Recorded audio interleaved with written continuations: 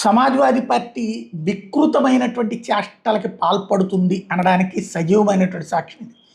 Mafia ఆగడాల మీదన యోగి ఆదిత్యనాథ్ ఉక్కుపాదం మోపుతున్నారు అంటూ సమాజ్వాదీ పార్టీ ఎమ్మెల్యే పూజా పాల్ తాజాగా ప్రశంసలు కురిపించారు.